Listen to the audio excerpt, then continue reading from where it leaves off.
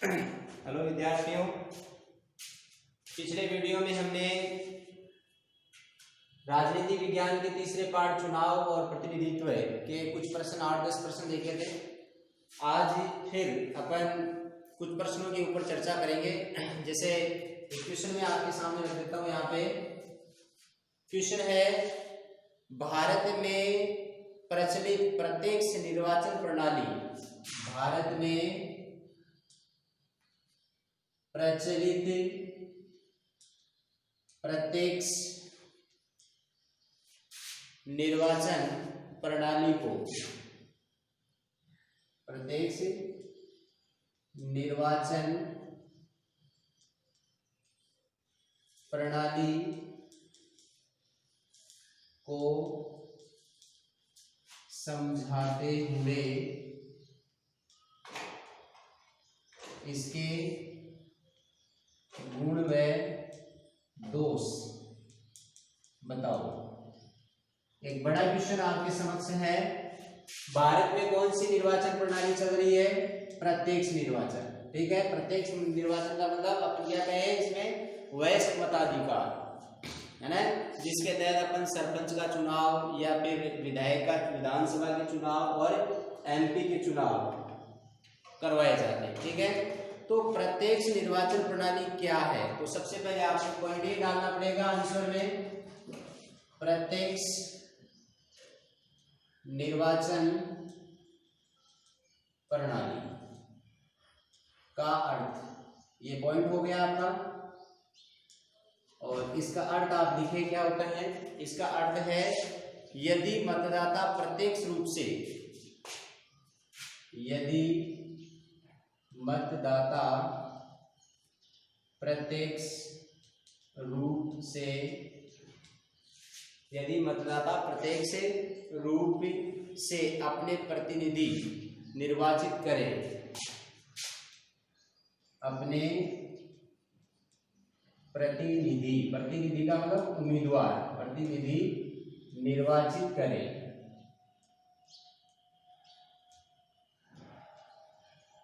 यदि मतदाता प्रत्यक्ष रूप से अपने प्रतिनिधि निर्वाचित करे तो उसे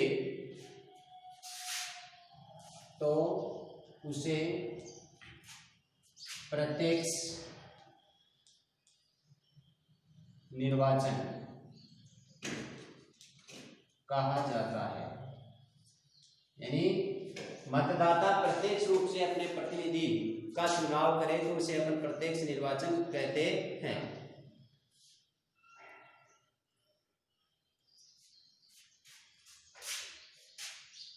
इस प्रणाली में मतदाता, इस प्रणाली में मतदाता मतदान स्थल पर जाकर, मतदान स्थल पर जाकर विभिन्न प्रत्याशियों में से किसी एक, जाकर विभिन्न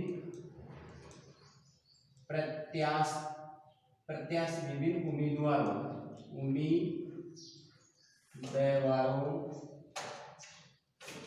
में से किसी एक उम्मीदवार को क्या करता है? एक उम्मीदवार को अपना मत देता है, अपना मत या मतदान करता है। सभी को तो वोट दे नहीं सकते, किसी एक को अपना मतदान करता है। तथा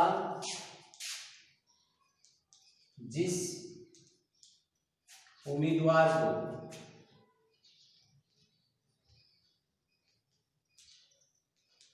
सर्वाधिक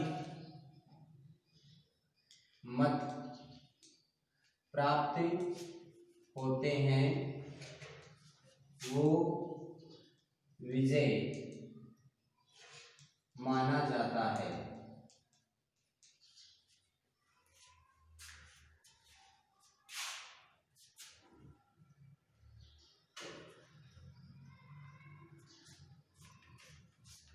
यानी प्रत्यक्ष निर्वाचन किसे कहते हैं? यदि मतदाता प्रत्यक्ष रूप से अपने प्रतिनिधि का निर्वाचन करे तो उसे प्रत्यक्ष निर्वाचन कहा जाता है। ठीक है, प्रत्यक्ष निर्वाचन का मतलब आप ये भी बोल सकते हो कि वह मताधिकार के आधार पर जनता के द्वारा अपने प्रतिनिधि को चुनना क्या कहलाता है? प्रत्यक्ष निर्वाचन प्रणाली कहते हैं। इस प्रणाली में क्या होता है कि मतदाता खुद जहां वोट पड़ रहे हैं वहां पे वो जाता है, वहां पर विभिन्न उम्मीदवार होते हैं, उन उम्मीदवारों में से किसी एक अपने पसंद के उम्मीदवार को अपना मतदान करता है और इस प्रणाली में जिस व्यक्ति को ज्यादा वोट मिलते हैं वो विजेता घोषित कर दिया जाता है। भारत में लोकसभा और विधानसभा का जो चुनाव होता है उसमें यही पद्धति काम में ली जाती है। अब अपन बात करते हैं प्रत्यक्ष निर्वाचन प्रणाली के गुण। दूसरा पॉइंट है अपने प्रत्यक्ष निर्वाचन प्रणाली के गुण। इसके गुण क्या है, लाभ क्या दो आप चाहिए। नंबर 1, पहला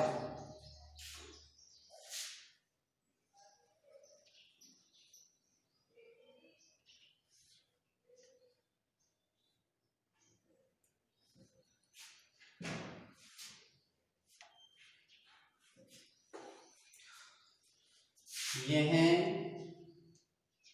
प्रणाली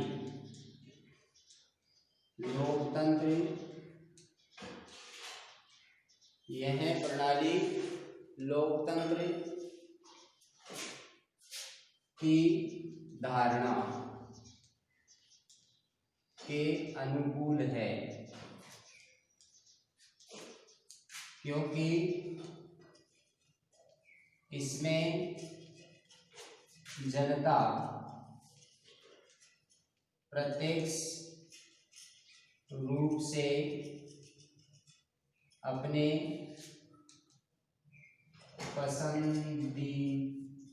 पसंदीदा उम्मीदवार को चुनते हैं। यानी पहला इसका गुण है कि ये प्रणाली लोकतंत्र की धारणा के अनुकूल है, क्योंकि इसमें जनता प्रत्यक्ष रूप से अपने पसंदीदा उम्मीदवार को चुनते हैं। दूसरी इसकी विशेषता या दूसरा इसका गुण है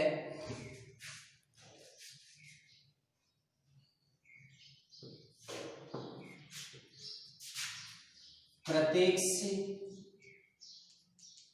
निर्वाचन प्रणाली में मतदाता व उम्मीदवार के बीच प्रत्यक्ष निर्वाचन प्रणाली में मतदाता व उम्मीदवार के बीच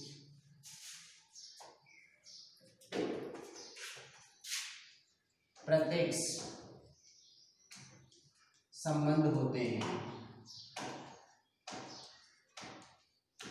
यानी जो उम्मीदवार है वो उम्मीदवार क्या करेगा, चुनाव जीतने के लिए घर घर जाएगा और प्रत्येक वोटर से मिलेगा। ठीक है, इसलिए उम्मीदवार जो है वो प्रत्येक मतदाता को अच्छी तरह से जानता है और मतदाता भी अपने उम्मीदवार को अच्छी तरह से जान लेता है। यानी प्रत्यक्ष निर्वाचन प्रणाली में मतदाता और उम्मीदवार के बीच प्रत्येक संबंध होते हैं या निकट संबंध होते हैं। दूसरा है, तीसरा, यह प्रणाली जनता को राजनीतिक शिक्षा प्रदान करती है। यानी प्रत्यक्ष निर्वाचन प्रणाली में जनता जो है वो अधिक जागरूक होती है। यानी जब लोग अपने प्रतिनिधियों को सीधे तौर पे चुनते हैं और विभिन्न राजनीतिक दल एवं उनके प्रत्याशी अपनी नीति और कार्यक्रम जनता के सामने रखते हैं, जिससे नागरिकों को राजनीतिक शिक्षा प्राप्त होती है। चुनाव की जो प्रक्रिया है उसमें मतदाता में राजनीतिक जागरूकता की भावना का उदय होता है। प्रत्यक्ष मतदान प्रणाली से जनता को अपने अधिकार और कर्तव्यों की भी जानकारी होती है। यानी प्रत्यक्ष निर्वाचन प्रणाली के अंतर्गत क्या होता है, उम्मीदवार जो है या राजनीतिक दल जो है वो अपनी पार्टी की जो भी कार्यक्रम है, जो भी नीतियां, जो भी उद्देश्य है, वो जनता को बताएगा कि भाई हम चुनाव जीत जाएंगे तो देश में ऐसा करेंगे, आपके क्षेत्र में वो करेंगे, ये सुविधाएं देंगे, वो कार्य करेंगे। तो इससे क्या होता है, लोगों को अपने अधिकार क्या है, राजनीतिक अधिकार और राजनीति की शिक्षा उन्हें प्राप्त होती है। अब अपन बात करते हैं इसके दोष क्या है। दोष यानी राजनीति प्रत्यक्ष निर्वाचन प्रणाली के दोष क्या है, यानी कुछ इसमें कमियां हैं, लाभ है, या फिर कमियां या फिर अवगुण। नंबर 1 पहला लिखे, ये जो आप देखते हो कि प्रत्यक्ष निर्वाचन प्रणाली, इसमें अभी आपने सरपंचों के चुनाव देखे, चाहे विधायकों के चुनाव देखो, अनाप शनाप खर्चा है ना। पार्टियां जो है वो मतदाताओं को आकर्षित करने के लिए और सत्ता प्राप्त करने के लिए पानी की तरह पैसा बहाते हैं, लोगों को पैसों का लालच भी देते हैं, पैसे देकर के मतदाता को खरीदने का प्रयास भी करवाया जाता है। तो इस प्रणाली में अपव्यय, पैसों का खर्च यानी खर्चीली प्रक्रिया है, ठीक है, और अव्यवस्था को भी जन्म दे देती है। नंबर 1 लिखें, यह प्रणाली अत्यधिक खर्चीली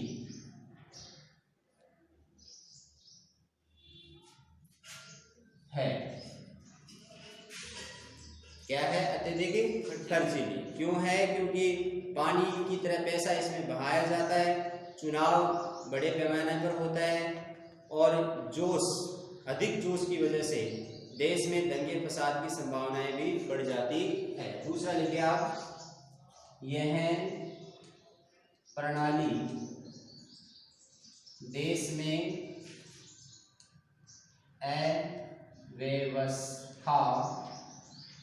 अव्यवस्थाओं को जन्म देती है। कैसे देती है, आपने चुनाव के दौरान देखा होगा कि राजनेता जो है वो जनता की जातीय धार्मिक भावनाओं को कई बार भड़का देते हैं, जिसके कारण दो राजनीतिक दल एक दूसरे के सामने खड़े हो जाते हैं और देश में दंगे फसाद भी हो जाते हैं। इसके अलावा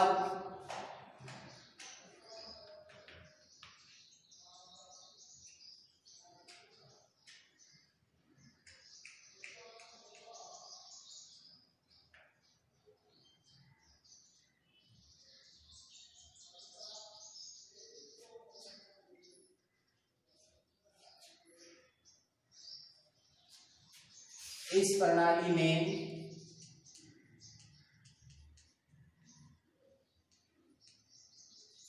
लोग चतुर, अपराधी व बुरे आचरण वाले राजनेताओं के बहकावे में आ जाते हैं और देश को बहकावे में आ जाते हैं और देश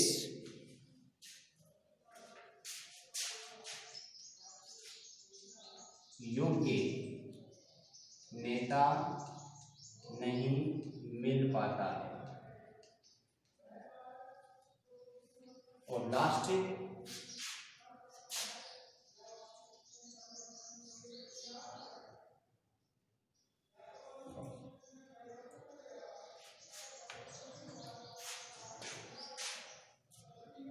सार्वजनिक शिक्षा का अभाव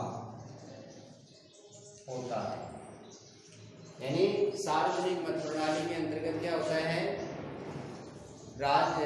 सार्वजनिक शिक्षा नहीं मिलती। क्यों से, यानी प्रत्येक निर्वाचन प्रणाली के अंतर्गत चलने वाले जो चुनाव अभियान चलता है ना, उसमें कोई शिक्षा नहीं मिलती है, सिर्फ झूठे वादे मिलते हैं। एक दूसरे की आलोचना करते हैं, एक दूसरे को गालियां देते हैं, एक दूसरे की निंदा करते हैं, झूठ बोलते हैं ना, मात्र दिखावा होता है, उसमें कोई सार्वजनिक शिक्षा नहीं होती। चुनाव में प्रत्याशी तथा उसकी नीतियों को उचित प्रकार से समझाने की अपेक्षा उसके समक्ष व्यक्ति और समस्याओं का विकृत चित्रण किया जाता है, जिसके परिणाम स्वरूप मतदाता रास्ता भटक जाते हैं। यानी आज जो सरकारें हैं चुनाव लड़ती है और चुनाव के अंतर्गत जो मूल मुद्दे होने चाहिए, जैसे बेरोजगारी है, शिक्षा का है, विकास का मुद्दा है, वो तो लाते नहीं है सामने।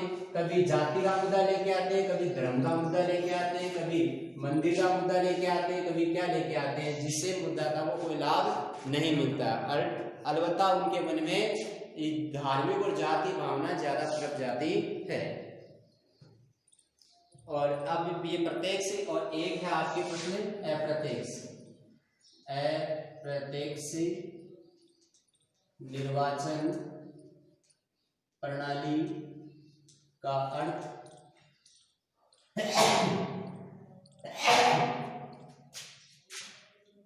व गुण और दोष। अगला क्वेश्चन ये अप्रत्यक्ष निर्वाचन प्रणाली का अर्थ, गुण और दोष। तो पहले अर्थ बता देता हूं। अप्रत्यक्ष निर्वाचन प्रणाली किसे कहते हैं, यानी ये इसकी उल्टी होगी। जब देश में मतदाता एक ऐसे निर्वाचन मंडल का चुनाव करते हैं जो जनप्रतिनिधियों का निर्वाचन करता है, तो ऐसे प्रणाली को अप्रत्यक्ष मतदान प्रणाली के नाम से जाना जाता है।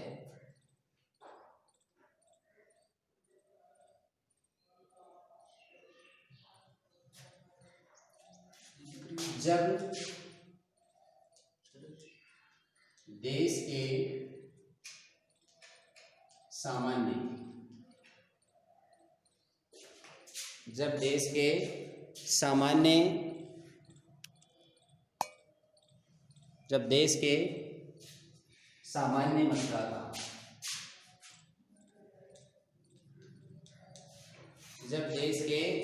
सामान्य मतदाता एक ऐसे निर्वाचन मंडल का चुनाव करते हैं, एक ऐसे निर्वाचन मंडल का चुनाव करते हैं।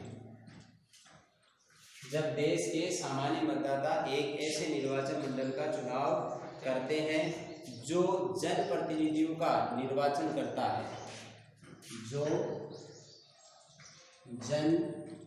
जनप्रतिनिधियों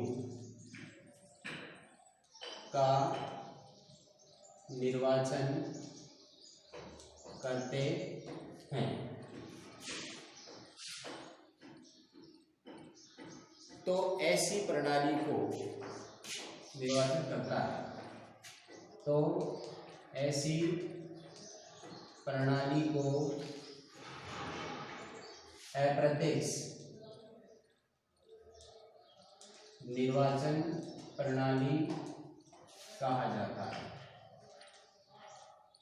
यानी जब देश के सामान्य मतदाता एक ऐसे निर्वाचन मंडल का चुनाव करते हैं जो जनप्रतिनिधियों का निर्वाचन करता है, तो ऐसी प्रणाली को अपन क्या कहते हैं, अप्रत्यक्ष निर्वाचन प्रणाली कहते हैं। ठीक है।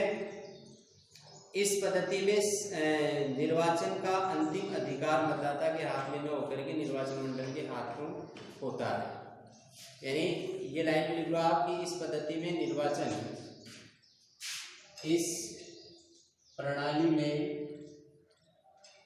निर्वाचन का अधिकार मतदाताओं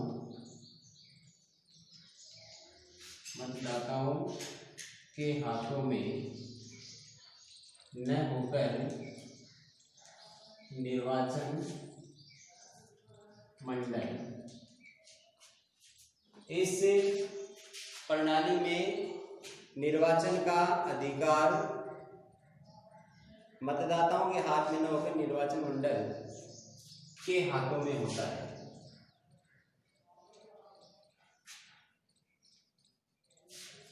मतलब भारतीय संसद में दूसरा सदन है, जैसे राज्यसभा और विधान सभाओं के दूसरे सदन अर्थात विधान परिषद के सदस्यों का चुनाव कौन कैसे होता है? अप्रत्यक्ष होता है। यानी भारत में जैसे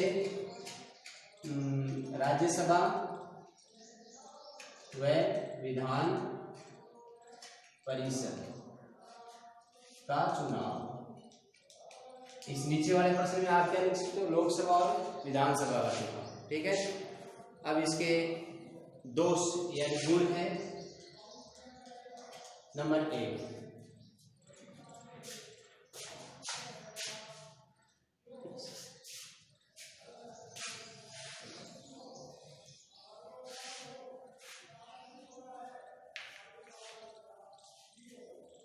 पहला गुण है इसमें योग्य व्यक्तियों का चुनाव संभव। योग्य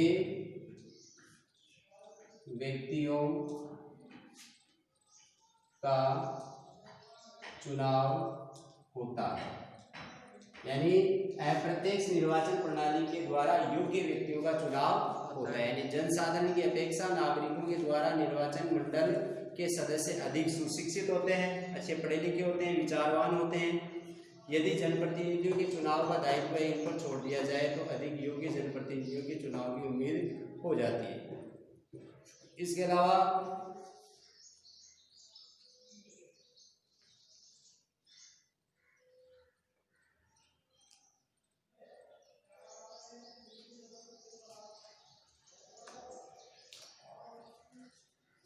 यह है लोकतंत्र की सर्वश्रेष्ठ प्रणाली मानी जाती है, क्योंकि इसमें ये माना जाता है कि मतदाता जो है इसमें प्रत्यक्ष रूप से प्रतिनिधि का चुनाव नहीं करते, मतदाता बहकावे में आ जाते हैं। जबकि निर्वाचन मंडल के जो सदस्य हैं वो अधिक पढ़े लिखे होते हैं, समझदार होते हैं, विवेकशील होते हैं। तो वो जब प्रतिनिधियों का चुनाव करते हैं इसमें, तो वो अच्छे योग्य नेताओं का चुनाव करते हैं, इसलिए इसको एक सर्वश्रेष्ठ शासन प्रणाली माना जाता है। इसके अलावा तीसरा है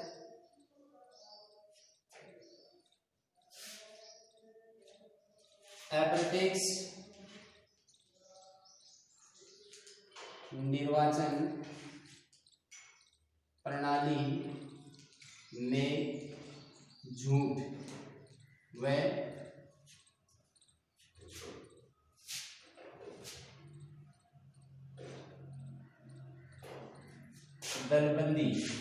दलबंदी की भावना कम पाई जाती है। यानी इसमें एक तो झूठा प्रचार नहीं होता है, ठीक है, और चुनाव में दलबंदी की भावना भी कम हो जाती है। इसके अलावा निर्वाचन मंडल के जो सदस्य हैं उनकी संख्या कम होने की वजह से प्रचार कार्य में अधिक पैसे भी खर्चे नहीं होते, ठीक है, हो हल्ला भी नहीं होते, दंगे फसाद भी नहीं होता है। चौथा लिखे, यह है कम खर्चीली प्रणाली है। पांचवा, देश में दंगे फसाद होने की संभावना कम होती है, क्योंकि इसमें जनता प्रत्यक्ष रूप से नहीं आती है सामने, इसलिए भीड़ भी कम होगी, भीड़ कम होने के कारण दंगे फसाद भी नहीं होगी। अब है इसमें दोष यानी कमियां क्या है, अप्रत्यक्ष निर्वाचन प्रणाली में कमियां क्या है। तो दोष में नंबर 1 आप लिख सकते हो। पहला,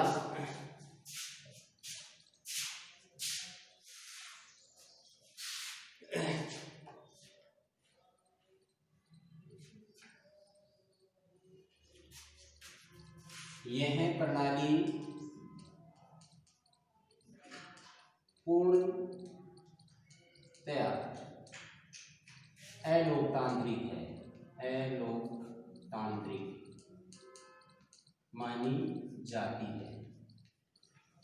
यानी ये लोकतांत्रिक नहीं है, अलोकतांत्रिक पद्धति इसको माना गया है, क्योंकि इसमें मतदाता को अपने प्रतिनिधि प्रत्यक्ष रूप से चुनने का अधिकार नहीं। ठीक है। दूसरा, भ्रष्टाचार। यह है प्रणाली देश में भ्रष्टाचार को फैलाती है। भ्रष्टाचार को कैसे फैलाती है ये? क्योंकि इसमें क्या होता है, जनता तो होती नहीं है, और जो लोग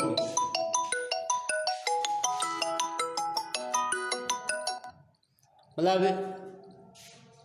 जो लोग निर्वाचन मंडल में होते हैं वो लोग भ्रष्टाचार फैला सकते हैं। यानी अप्रत्यक्ष निर्वाचन मंडल में सदस्य कम होने की वजह से प्रत्याशी हेतु उन पर अपनी पहुंच बनाने के लिए क्या किया जाता है, धन का लालच दिया जाता है ताकि उनको खरीदा जा